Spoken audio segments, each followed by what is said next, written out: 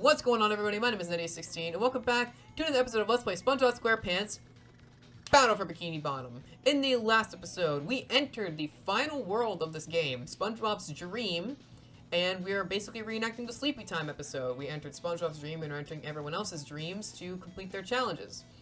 And we also stood on a ball for 25 minutes, trying to get one golden spatula.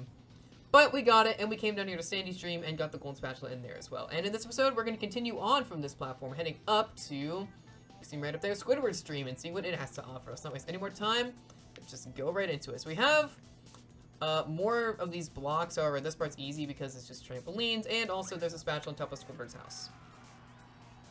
Kind of coming full circle from the very first episode of this series, where we got the golden underpants on top of Squidward's house, so now we're getting a golden spatula. I wonder if you could still do the trick. Let me see. Oh my god, you actually can. You can still climb the house. That's fantastic. Let's go and pay him, because that opens that. You have to pay all the clams in this level in order to... For heaven's sake, boy, cover your ears. Mr. Krabs, what are you doing in Squidward's dream? Hard time, boy, or at least it feels like it. Do you think you can make it across this sheet of music to the golden spatula on Squidward's big nose? Don't worry, Mr. Krabs. I'll end this challenge on a high note. Good luck, boy. When you get there, try to wake him up. I'm running out of aspirin. Alright, so we have this long line of sheet music notes that we have to jump across. Very simple. You just jump on them. It's just sheet music notes.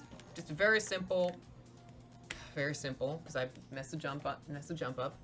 It's just a very simple, long, linear platforming line we just have to get across. It's nothing complicated. It is a little bit difficult, and they'll introduce more platforms besides just regular notes, but yeah. This isn't that bad. It's just jump across, nothing major. These notes are out-of-tune piano keys, as you can hear, and if you stand on them for too long, they fall. The sharps, or hashtags if you're not a musician, or the pound key if you're old, act as damage, so if you touch them, they hurt you.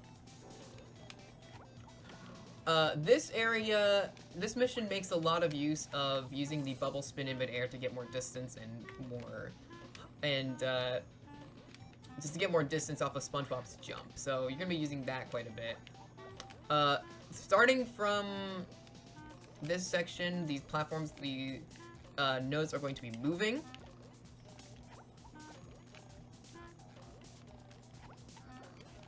I want someone to take this and, like, put more harmonies and actually make it in tune and stuff. That'd be pretty funny. I guess I could do that because I can read sheet music, but I don't really want to.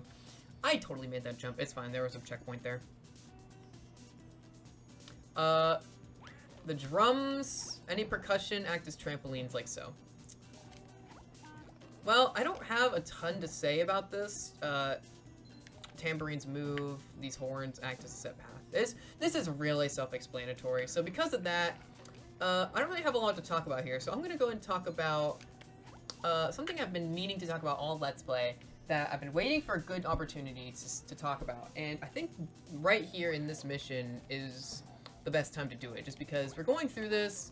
It's not that complicated. There isn't anything really that interesting to note or to say, so I'm just gonna go and talk about it here. I want to talk about, one, why I chose this game over Rehydrated, and two, my problems with Rehydrated. So pretty simply, the reason I chose this game over Rehydrated was just because I like this game better. I know it would have been easier and probably more effective. I probably would have gotten more YouTube views or something if I had done Rehydrated. If I had done Rehydrated, because that was new. That I only would have been doing it less than a year after it came out, and the hype probably still would have been there. And people who were looking for walkthroughs of that game probably would have ended up finding my videos instead of the original game that came out 18 years ago now. This game came out the year I was born, or actually 17 years ago. This game came out in 2003. But truth be told, I think this game has more charm than Rehydrated. I like this game more than I liked Rehydrated. And I haven't finished Rehydrated, but I'm basically at the same point in our Let's Play that I am in my personal file of Rehydrated right now. Now, that isn't to say that everything Rehydrated did was bad. I liked some stuff Rehydrated did. The game looks gorgeous. The game is extremely pretty. I like all the new music, all the new animation, the new voice acting is great, obviously. And the game just has a level of polish that this game just doesn't have. Each character in this game only has, what, 3 or 4 different animations depending on the,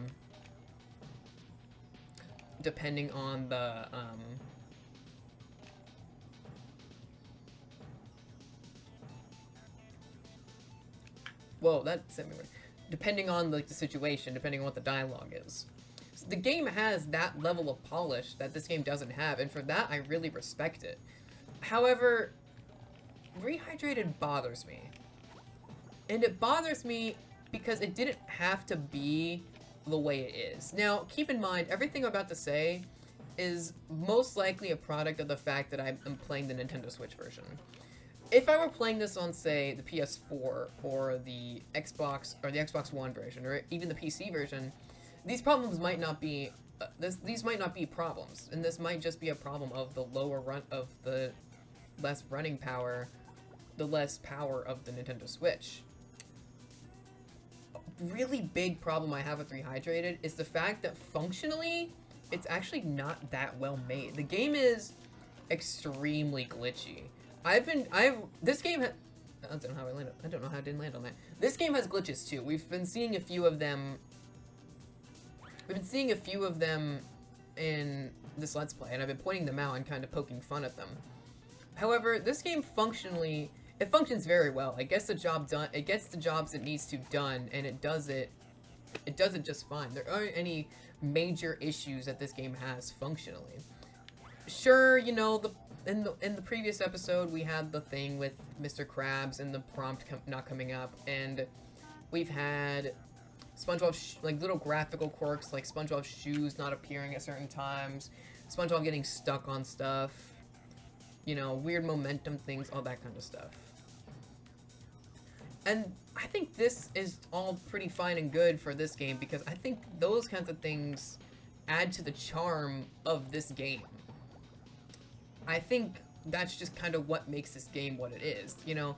You're not really gonna experience stuff like that in a lot of other games. I mean, maybe other similar kids collectathon platformers based on a popular kids IP from this period. Maybe if you played other games of that type, you probably would, but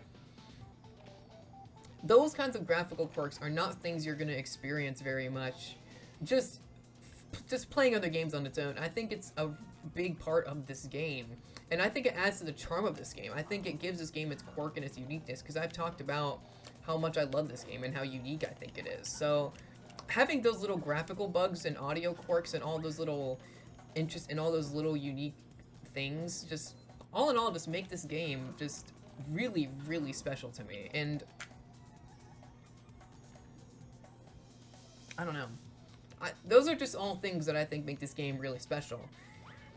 Rehydrated has quirks like that, but they are way more prominent. And again, this might be a byproduct of me playing the Switch version, and this might not be a problem for everybody.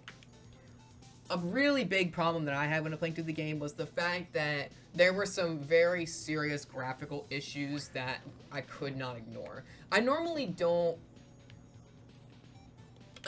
pay a lot of attention to graphics when I'm playing a game. Heck, one of my favorite two of my favorite games of all time are Celeste and Minecraft. So, which are two games that take pride in their minimalistic graphics, but they do those jobs really well, and they know exactly what they are, and they don't try to be anything else. Rehydrated was promised to be this from the ground up reboot that was supposed to improve on everything that the original needed improvement on. And one of those things they said they were going to improve on was the graphics. I'm talking about things like pop-ins, lighting issues, graphical glitches that are really hard to explain, that are really hard to defend. All those kinds of things are all problems that I experienced.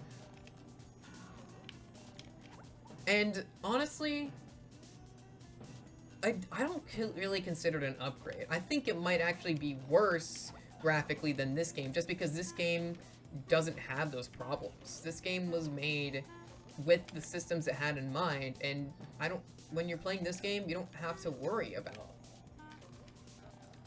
those kinds of problems, because they just don't exist. That's not even to mention all the other things that I've experienced. The controls and the momentum don't work well in that game. Outside of the graphical things, there's also other weird glitches that have occurred. I was watching my sister play not that long ago, and in the opening area at the top of Spork Mountain, after she beat King Jellyfish, she despawned the King Jellyfish out of existence and soft-locked herself behind the curtain still being closed.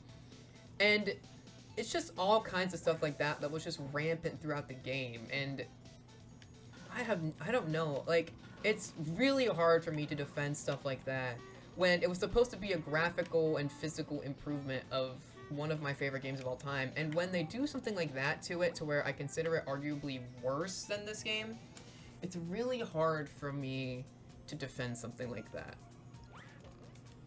Especially with what this game means to me. It really, really made me upset when I played it and realized that it wasn't all it's cracked up to be. I wasn't expecting that game to be the next best thing, to be the best game of all time. You know, it's not Mirror's Edge 3, but I expected it to be better than it actually was, and when I finally played it and realized that I didn't get what I had asked for, it really, really bothered me, and that was weird. It really, really bothered me, and I don't know if what I'm saying is making any sense to any of you, but essentially what I'm trying to say is this game has its quirks.